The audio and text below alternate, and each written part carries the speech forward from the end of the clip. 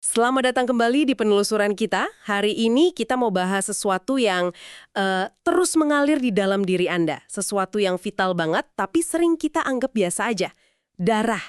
Nah, sumber kita kali ini kita ambil dari kutipan buku The Song of the Cell. Dari dulu banget ya, darah ini udah bikin orang penasaran. Kayak Galen gitu, dianggap darah salah satu dari 4 cairan tubuh utama. Pembawa panas, pembawa nutrisi. Tapi kalau kita zoom in, setetes darah itu isinya apa aja sih sebenarnya? Ada sel-sel apa di dalamnya? Terus gimana cara kerjanya kok bisa nggak berhenti-berhenti gitu? Nah, itu dia yang mau kita telusuri bareng kali ini. Kita coba lihat ekosistem mikroskopis yang ada di aliran darah Anda. Gimana sel-sel ini bawa oksigen yang penting buat hidup, gimana caranya nutup luka, terus mempertahankan diri dari, penyerang gitu, dan juga gimana pemahaman kita soal sel-sel ini ternyata merevolusi dunia kedokteran. Jadi ini cerita yang campur aduk antara sejarah, penemuan sains, bahkan kisah-kisah pribadi juga ada. Oke, siap. Mari kita bedah langsung ya. Kita mulai dari yang paling khas deh, yang bikin darah warnanya merah. Sel darah merah. Sel darah merah ini, di sumber kita diceritain gimana Anthony van Leeuwenhoek pertama kali ngintip pakai mikroskopnya di abad ke-17. Dia lihat ada globula sanguineus kecil-kecil gitu. Bahkan dia sampai heran loh, kok bisa lentur banget pas sel itu nyelip di pembuluh darah kapiler yang sempit. Wah, kebayang sih pertama kali lihat gitu pasti takjub banget ya. 10 tahun kemudian. Nah, Houston ini sadar kalau bentuknya tuh bukan bola, tapi lebih kayak cakram. Cakram bikonkav namanya. Dia bilang kayak, bantal empuk yang baru ditekan tengahnya. Dan bentuk unik ini ternyata bukan sekedar iseng, ada fungsinya. Bentuknya agak aneh ya buat ukuran sel. Kenapa emang bentuknya gitu? Ada hubungannya sama fungsi utamanya dong yang bawa oksigen itu? Di sini peran hemoglobin masuk gitu. Persis. Jadi bentuk cakram pipih yang tengahnya cekung itu cerdik banget. Dia memaksimalkan luas permukaan sel dibanding volumenya. Ini penting banget buat pertukaran gas yang efisien. Jadi gampang ambil oksigen di paru-paru, terus gampang juga lepasinnya di jaringan tubuh. Selain itu, bentuk dan kelenturannya itu bikin sel darah merah bisa nekuk, bisa lipat, buat lewat kapiler yang paling sempit sekalipun. Padahal diameter kapiler kadang lebih kecil dari selnya loh. Nah, kunci buat ngangkut oksigennya ya si hemoglobin ini, protein yang kaya zat besi. Penemuan kalau zat besi di hemoglobin itu yang secara spesifik ngikat oksigen, itu nyatuin banyak potongan teka-teki lah. Jadi ya gitu, sel darah merah ambil oksigen di paru, dipompa jantung sesuai sirkulasi yang dijelasin William Harvey dulu, terus dianterin ke seluruh tubuh. Kurir oksigen tanpa henti. Oke, nganterin oksigen sih oke, tapi gimana kalau kita mau mindahin darah dari satu orang ke orang lain? Sumber kita nyebut kalau dulu transfusi itu banyak gagalnya, malah bahaya. Jelas nggak segampang nuang air ya. Nah, terus muncullah Karl Landsteiner. Iya, ini momen penting banget di awal abad ke-20. Landsteiner di Wina itu, dia coba pecahin masalah ini secara sistematis. Dia mikir, kenapa sih darah satu orang bisa bikin orang lain meninggal? Dia mulai tuh, nyampur-nyampurin sampel serum darah sama sel darah merah dari teman-teman kerjanya. Terus dia lihat ada reaksi aneh gitu di tabung reaksinya. Dia amati, di beberapa campuran, sel darah merahnya tuh ngumpel, lengket satu sama lain. Namanya aglutinasi. Nah, dari pola gumpalan ini, dia berhasil identifikasi kalau ada tipe darah yang beda-beda, yang sekarang kita kenal sebagai golongan darah ABO itu. Itu lompatan besar loh, dari pengamatan sederhana jadi konsep penting. Wah, ini mengubah segalanya ya. Saya jadi ingat cerita di sumber kita soal Dr. Ruben Ottenberg di New York. Dia yang pertama kali pakai penemuan Landsteiner buat praktek klinis. Betul. Tahun 1907, pakai sistem ABO-nya Landsteiner, Ottenberg berhasil lakuin transfusi darah antar manusia yang aman secara konsisten. Kenapa? Karena dia cocokin dulu golongan darah donor sama penerimanya sebelum transfusi. Ini bukti nyata kalau pemahaman di level sel bisa langsung jadi tindakan penyelamat nyawa. Dan ini terus berkembang kan ya, ditemuin lagi faktor resus RH, jadi makin kompleks. Ada A positif, O negatif, AB negatif, gitu-gitu. Iya, penemuan faktor RH itu bikin transfusi makin aman lagi. Pengetahuan soal kompatibilitas darah ini jadi krusial banget, apalagi pas Perang Dunia I dan II. Kebutuhan mendesak di medan perang itu mendorong standarisasi transfusi, terus pengembangan bank darah skala besar. Lagi-lagi, Pemahaman dasar soal sel jadi teknologi medis yang mengubah sejarah. Oke, selain si merah pengangkut oksigen, ada lagi pemain lain yang ukurannya lebih kecil tapi nggak kalah penting. Terutama kalau kita luka nih, trombosit. Katanya Giulio Bizzozero yang pertama sadar peran penting mereka buat pembekuan darah ya. Iya, di akhir abad ke-19, Bizzozero itu ngamatin ada fragmen-fragmen sel kecil, jadi bukan sel utuh ya, tapi pecahan dari sel induk gede di sumsum tulang, namanya megakariosit. Dia lihat fragmen ini ngumpul di tempat pembuluh darah yang rusak atau luka. Trombosit ini kayak tim perbaikan cepatnya tubuh lah. Begitu ada kerusakan, mereka langsung aktif, jadi lengket, terus nempel satu sama lain, dan ke dinding pembuluh yang robek. Jadi kayak bikin sumbat darurat gitu buat hentiin pendarahan. Mekanisme penting banget buat bertahan hidup. Nah, tapi di sini nih ironinya muncul, kayak yang disinggung sumber kita. Mekanisme penyelamat nyawa ini malah bisa jadi masalah di penyakit zaman sekarang kayak serangan jantung. Kok bisa gitu ya? Penyembuh kok jadi berubah peran? Nah, ini contoh klasik gimana fungsi tubuh yang dulunya bagus buat kondisi tertentu, malah jadi masalah di kondisi lingkungan yang beda. Dalam hal ini ya gaya hidup sama pola makan modern kita. Aterosklerosis atau pengerasan arteri itu kan ada penumpukan plak lemak, kolesterol, di dinding pembuluh darah. Nah, plak ini bisa jadi nggak stabil terus pecah. Dan tubuh kita, karena refleks purbanya, itu ngelihat pecahan plak ini sebagai luka gitu. Tepat sekali, sistem pembekuan darah kita tuh nggak bisa bedain antara luka kena pisau sama plak yang retak di dalam arteri jantung. Trombosit dia langsung datang ke lokasi luka internal ini, membentuk sumbat persis kayak tugasnya. Tapi, kali ini sumbatnya malah nutup aliran darah ke otot jantung. Jadilah serangan jantung. Penyembuh jadi penyumbat. Waduh, paradoks banget ya. Nah, pemahaman soal peran ganda trombosit dan hubungannya sama kolesterol ini yang kemudian bikin ada pengembangan obat. Benar. Obat kayak golongan statin, contohnya Lipitor itu, kerjanya nurunin kadar kolesterol LDL atau kolesterol jahat di darah. Tujuannya ya buat cegah pembentukan plak atau bikin plak yang udah ada jadi lebih stabil. Jadi resiko plaknya pecah dan memicu sumbatan trombosit itu berkurang. Dan sekarang penelitiannya malah lebih maju lagi ya, sumber kita nyebut ada upaya pakai gene editing kayak yang dilakuin Verve Therapeutics itu. Nah, itu udah di ujung tombak terapi masa depan tuh. Mereka coba pakai teknologi edit gen kayak CRISPR buat ubah permanen gen-gen di hati yang ngontrol kadar kolesterol LDL.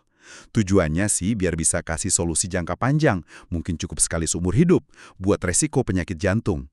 Ini nunjukin perjalanan yang luar biasa ya, dari Bizzozero cuma ngamatin gumpalan kecil di mikroskop, sampai sekarang bisa rekayasa genomik presisi gitu. Oke, sekarang kita pindah ke pasukan penjaganya nih, sel darah putih atau leukosit. Katanya Gabriel Andral di Paris yang pertama deskripsiin kalau mereka tuh beda sama sel darah merah. Nggak merah, tapi putih. Terus bentuknya macem-macem. Tugas utama mereka apa sih?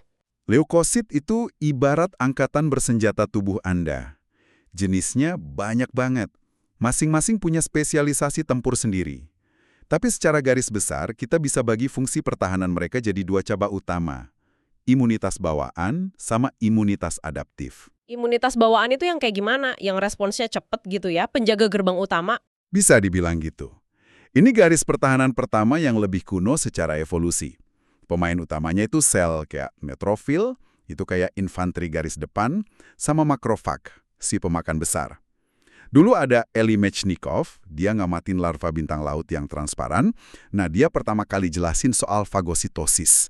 Itu proses di mana sel-sel ini aktif nolan atau makan penyerbu kayak bakteri, jamur, atau bahkan sel tubuh kita sendiri yang udah rusak atau mati. Terus gimana cara mereka tahu mana yang harus dimakan, mana yang enggak? Kan nggak punya mata. Nah, di permukaannya itu ada reseptor. Fungsinya kayak sensor. Sensor ini bisa ngenalin pola molekul yang umum banget ada di kuman, tapi nggak ada di sel manusia sehat. Itu namanya PAMS, Pathogen Associated Molecular Patterns. Kayak bendera khas musuh gitulah. Mereka juga bisa ngenalin sinyal bahaya yang dikeluarin sel tubuh kita sendiri kalau lagi rusak atau stres. Itu DAMS, Damage Associated Molecular Patterns. Kayak teriakan minta tolong. Jadi mereka responsif sama tanda bahaya yang jelas dan umum ini. Cukup efektif ya buat respons cepat. Nah, terus kalau imunitas adaptif, ini yang katanya lebih pintar. Bisa kenal musuh spesifik, terus ingat buat nanti. Nah, Anda nangkep intinya. Cabang ini kerjanya lebih lambat, tapi jauh lebih spesifik, lebih kuat, dan dia ngasih memori jangka panjang. Pemain utamanya itu limfosit. Ada limfosit B sama limfosit T. Limfosit B itu tugasnya bikin antibodi. Dulu Paul Ehrlich, tokoh penting di imunologi, nyebut antibodi ini antikorper, benda lawan. Antibodi itu protein bentuknya kayak huruf Y, dirancang khusus buat ngunci target spesifik, antigen, di permukaan kuman, terus nandain biar dihancurin. Kemampuan bikin antibodi monoklonal, antibodi yang sama persis dalam jumlah banyak, oleh Milstein dan Kjoller, itu terobosan teknologi besar yang lahir dari pemahaman soal sel B ini. Nah, kalau limfosit T, kayaknya sumber kita kasih perhatian khusus nih ke mereka. Peran mereka lebih kompleks dari sekedar bikin antibodi ya. Jauh lebih kompleks dan sentral malah. Sel T itu bisa dibilang detektif sekaligus manajer sistem imun adaptif. Mereka nggak cuma kenalin musuh dari luar, tapi juga musuh yang ngumpet di dalam sel kita sendiri. Nah, ini yang bikin sel T unik. Oke, mari kita fokus ke sel T. Sumber nyebut pentingnya organ kecil namanya thymus. Katanya itu sekolahnya sel T, yang fungsinya baru ketahuan sama Jack Miller tahun 60-an. Apa sih yang bikin sel T ini spesial banget? Mereka dapat Nobel juga. Mereka nemuin kalau sel T pembunuh cytotoxic T cells itu cuma mau ngenalin dan bunuh sel tubuh yang kena infeksi virus kalau potongan protein virusnya, peptida, itu disajiin di permukaan sel oleh molekul penanda diri khas orang itu. Molekul penanda diri ini namanya MHC, Major Histocompatibility Complex. Oh, jadi sel T itu perlu lihat dua hal barengan ya, potongan gambar si virusnya, sama bingkai foto khusus punya tubuh kita sendiri, molekul MHC yang nampilin gambar itu. Pantesan mereka penting banget buat berantas virus yang ngumpet di dalam sel. Terus gimana konsep ini relevan sama penyakit zaman sekarang? Relevansinya gede banget. Dua contoh paling jelas itu HIV sama kanker. HIV itu virus licik. Dia nyerang dan hancurin jenis sel T tertentu, namanya sel T CD4 atau helper T cells. Sel T helper ini kayak generalnya gitu loh di sistem imun. Dia ngatur hampir semua respons imun adaptif. Nah, kalau sel T helper lumpuh, HIV itu kayak ngeruntuhin sistem pertahanan spesifik tubuh. Makanya penderitanya jadi gampang kena infeksi lain. Kisah Timothy Ray Brown, si pasien Berlin, itu yang katanya sembuh dari HIV setelah transplantasi sumsum tulang, itu luar biasa banget ya. Sumber nyebut donornya punya mutasi genetik langka di CCR5. Ya, kisah itu jadi bukti konsep yang kuat banget. CCR5 itu nama gen yang bikin salah satu reseptor di permukaan sel T. Reseptor ini dipakai sama kebanyakan jenis HIV buat masuk ke sel. Nah, donor sumsum tulang si Brown ini kebetulan punya mutasi alami di kedua kopi gen CCR5-nya. Akibatnya, sel T dia jadi kebal sama infeksi HIV. Pas sistem imun Brown diganti sama sistem imun donor lewat transplantasi, yang tujuan awalnya sih buat ngobatin leukemianya, dia jadi punya sistem imun baru yang kebal HIV. Ini benar-benar ngebuka mata soal potensi terapi berbasis sel dan gen. Terus kalau buat kanker gimana? Saya ingat cerita pasien SMP di Sumbar, itu katanya sel T dia kayak dibangunin gitu buat lawan kankernya sendiri. Nah, itu inti dari revolusi imunoterapi kanker, terutama yang pakai checkpoint inhibitors. Jadi sel kanker itu seringkali pinter. Dia bisa ngerem sel T yang mau nyerang dia. Caranya, dia aktifin molekul checkpoint di permukaan sel T, kayak CTLA-4 atau PD-1. Molekul ini ngasih sinyal berhenti atau jangan serang. Nah, obat imunoterapi modern, ini hasil kerja keras orang kayak James Allison sama Tasuku Honjo, itu kerjanya ngeblokir interaksi rem tadi. Akibatnya, remnya lepas, sel T jadi bebas lagi buat ngenalin dan nyerang sel kanker. Kayak ngebangunin lagi anjing penjaga yang tadinya dibikin tidur sama si maling. Wah, jadi konsep diri sama bukan diri ini kayaknya jadi inti dari cara kerja seluruh sistem imun kita ya. Mulai dari nolak transplantasi sampai nyerang kanker. Ini fondasinya, fondasi pengenalan imunologis. Kenapa kalau transplantasi organ antar orang, kecuali kembar identik, butuh obat penekan imun?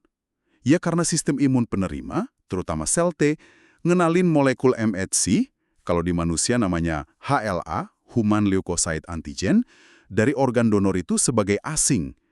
Molekul HLA ini variasinya banyak banget antar individu. kayak sidik jari molekuler gitu.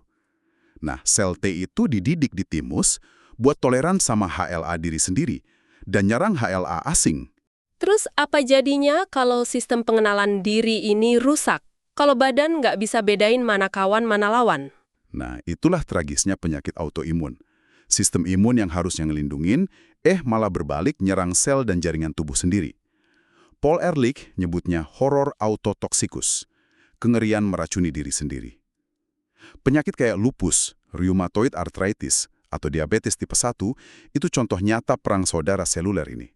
Sistem pengenalan dirinya gagal total. Luar biasa kompleks ya. Jadi dalam setetes darah aja, itu ada satu peradaban seluler yang rumit. Ada kurir oksigen, ada tim perbaikan darurat, ada pasukan penjaga dengan macam-macam keahlian, ada detektif molekuler yang bedain diri dari asing. Sumber kita sampai bilang ini peradaban seluler, dan kayaknya deskripsi itu pas banget ya. Kompleksitas dan koordinasinya emang bikin takjub. Tiap bagian punya peran, tapi semuanya kerja bareng dalam harmoni yang diatur ketat banget buat jaga keseimbangan di dalam tubuh. Perjalanan kita memahami ini, dari sekedar ngintip di bawah mikroskop sampai sekarang bisa rekayasa gen dan sistem imun, itu nunjukin betapa dalamnya kita bisa bongkar rahasia kehidupan. Dan ini pasti masih terus berkembang. Semua ini jadi ninggalin satu pertanyaan besar nih buat Anda renungkan di rumah. Seiring kita makin canggih nih memahami bahkan bisa memanipulasi peradaban seluler di dalam diri kita, edit gennya, rekayasa fungsinya buat lawan penyakit, apa artinya ini buat masa depan kesehatan kita?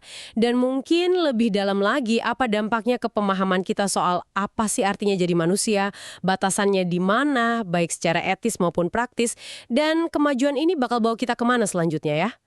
Terima kasih sudah menyimak penelusuran mendalam kita kali ini. Sampai jumpa di pembahasan berikutnya.